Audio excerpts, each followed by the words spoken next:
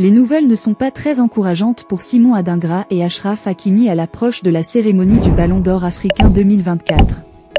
Selon un sondage réalisé par Foot Africa, le verdict des internautes semble déjà se dessiner.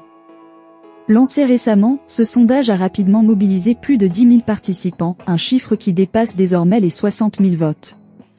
D'après les résultats actuels, Simon Adingra occupe la 4e place, tandis qu'Achraf Hakimi se classe 2e. Toutefois, 2 joueurs se détachent nettement en tête de ce classement, Ademola Lookman, l'attaquant nigérian de l'Atalanta, Serie A, et Serhou Guirassy, le buteur guinéen qui brille en Bundesliga avec le VfB Stuttgart. Ademola Lookman, en particulier, fait figure de favori grâce à une saison remarquable. Il a affiché une régularité exceptionnelle, jouant un rôle déterminant dans les performances de l'Atalanta, tant en championnat qu'en Europe. Son efficacité devant le but, sa créativité et sa capacité à peser dans les grands moments ont séduit aussi bien les supporters que les experts. Ces atouts font de lui un sérieux prétendant au prestigieux titre de Ballon d'Or africain 2024. CAN 2025, Serhou Guirassy réagit à la non-qualification de la Guinée et envoie un message direct.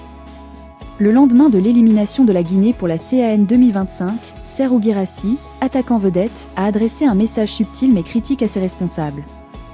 Très frustré, Guirassy, qui a inscrit 75% des buts de son équipe, 6 sur 8, lors des qualifications, permettant au Sili national de remonter de la dernière à la 2e place du groupe H, ne participera pas au tournoi. La Guinée a vu ses espoirs s'éteindre après une défaite décisive face à la Tanzanie, 1-0, mardi dernier. Guirassy fait amende honorable et lance un appel à la fédération.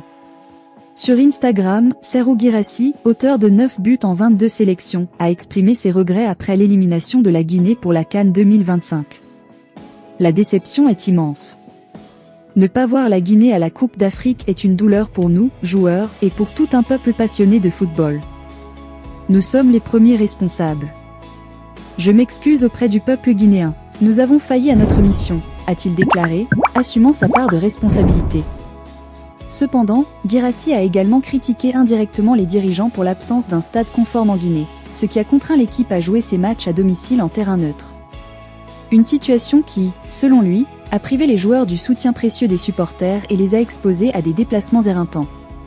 Une interpellation à la fédération. L'attaquant a insisté sur l'importance d'une meilleure organisation du football guinéen. Jouer tous nos matchs de qualification à l'extérieur a été un handicap énorme, une épreuve injuste pour notre équipe et nos supporters. S'adressant à la fédération, il a souligné la nécessité d'améliorer la gestion pour valoriser le talent des joueurs et la passion des fans. Le football guinéen mérite une organisation équitable et des conditions respectueuses des efforts des joueurs et des supporters. Un message d'espoir.